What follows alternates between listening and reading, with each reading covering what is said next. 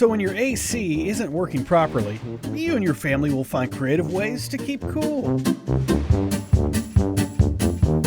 Or you could just call Chuck and Brian from Shenandoah Air Conditioning and Heating. I'm trying everything. Pretty much. Well, let's go with something that actually works this time. Okay. Skip the struggle, call Shenandoah Air Conditioning and Heating and stay comfortable all summer long. Ditch your window unit, let Shenandoah Air Conditioning and Heating install a new heat pump from Mitsubishi Electric Heating and Air Conditioning.